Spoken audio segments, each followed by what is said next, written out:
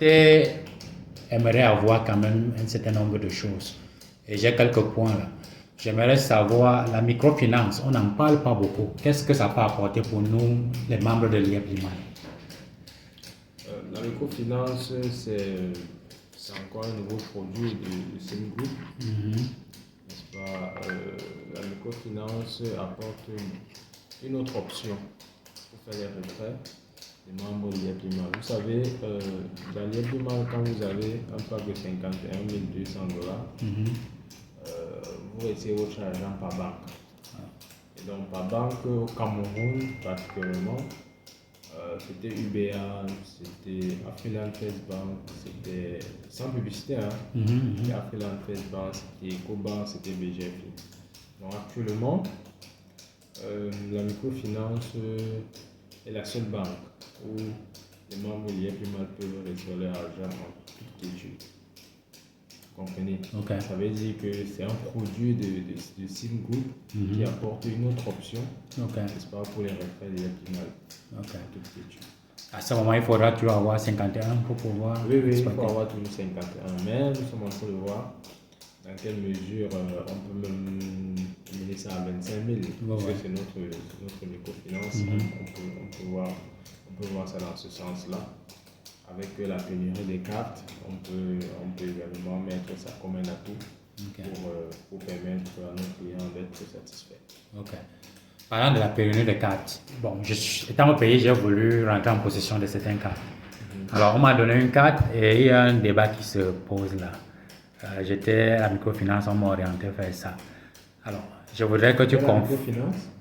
Oui, ils m'ont orienté où je pouvais trouver les cartes Visa liées. Alors, il y a un débat qui se pose. C'est comme si ces cartes-ci ne fonctionnent plus. Et j'ai fait un test quand même pour le retrait pour ce mois pour voir si ça peut marcher. Bon, on a créé le NU et tout ça. Et j'en ai pris assez pour pouvoir remettre à certains downline et tout ça. Alors il y a un débat qui se passe là, que ces cartes ne sont plus acceptées et tout. Donc j'aimerais ici que tu nous éclaircisses par rapport à cette carte.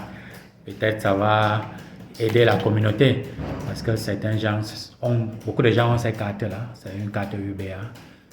Apparemment, ça ne marche plus. Alors, je voudrais que ça vienne de vous. Oui, en fait, ces cartes ne marchent plus. Ne marchent plus parce que ça ne vient pas de nous.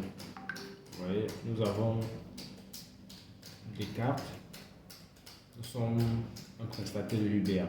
Vous voyez, nous sommes un prestataire de l'UBA. Et lorsqu'on délivre une carte à un client, on doit rentrer en possession de ces documents. Parce que UBA fait souvent des contrôles inopinés. Donc, tous les cartes que nous avons données à nos membres, nous avons les documents de ces cartes-là. Et donc, si UBA ou bien une certaine institution fait un contrôle inopiné et voit que nous sommes en train de travailler avec des cartes avec lesquelles nous n'avons pas les documents, ça pourrait nous poser préjudice. Du coup, nous, on se décline de toute responsabilité par rapport à toutes les autres cartes que nos clients prennent ailleurs. Nous, on paye uniquement avec les cartes que nous délivrons à l'entreprise ou alors que nos partenaires délivrent. Vous voyez, nous avons des leaders qui viennent acheter à moi ici et qui partent vendre les cartes. Donc, on ne peut pas permettre que les autres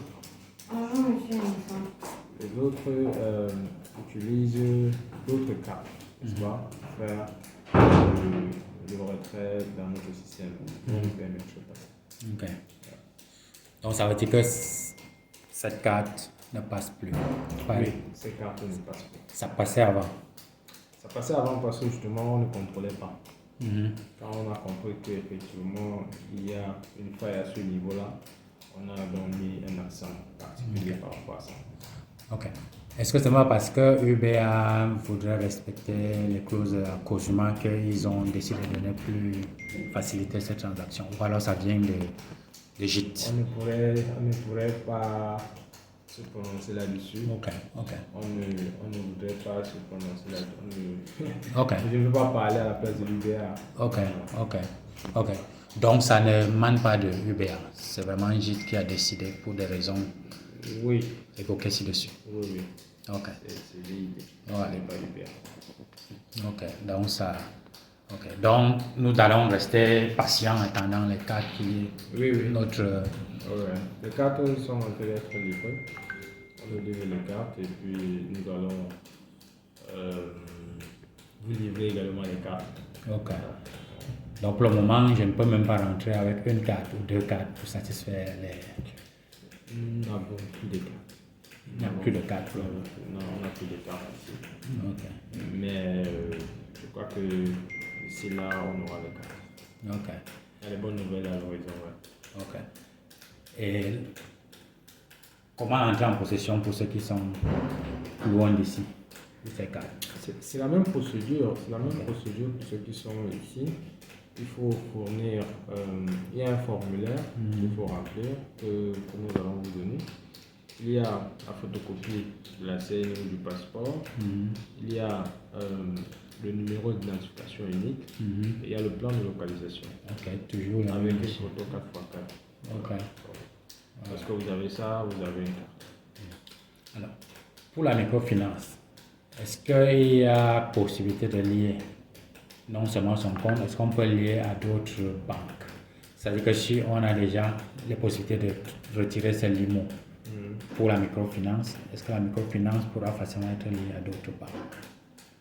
Oui, c'est comme toute autre institution financière. Oui, vous pouvez transférer de l'argent de votre microfinance vers une autre banque. C'est possible.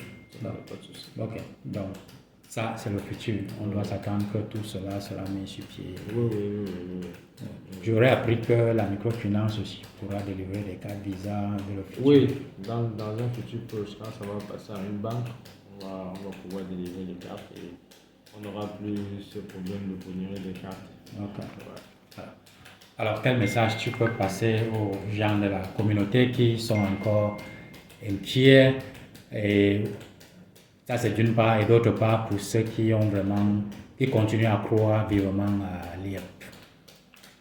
Non, tout ce que je peux dire à toute la communauté qui me suit, la communauté internationale qui nous suit, je leur dis juste d'être encore plus confiants parce que nous sommes l'un des business en ligne qui a fait ses preuves depuis plus de 4 ans. Nous existons et nous travaillons d'arrache-pied.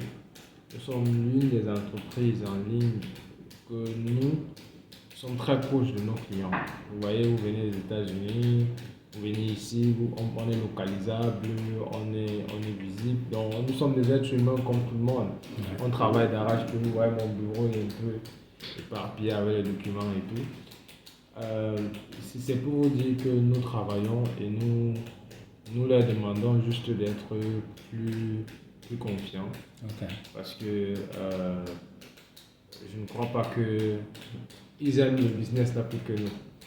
Nous, on aime plus le business que et puis on croit vraiment à ce business. On ne croit pas non seulement à ce business, mais on travaille pour que ça soit pérenne. Donc, vraiment, il n'y a pas la place à la panique, il n'y a pas la place, n'est-ce pas, au doute. Nous, on continue à travailler. Les mesures comme ça, c'est bien pour tout le monde. Parce que quand on laisse les failles, quand il n'y a pas de problème, il n'y a pas de problème. Mais quand on va venir détecter un problème, on va dire ah, il est plus mal fait dans ça. Donc, c'est pour ça qu'on prend les précautions nécessaires pour avancer avec tout le monde.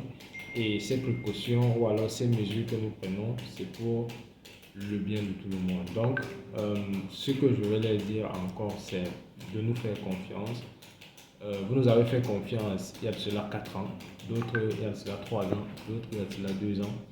Continuez à nous faire confiance, vous ne serez jamais déçus. Merci, monsieur coach Innocent Panto, celui qui travaille d'arrache-pied pour nous.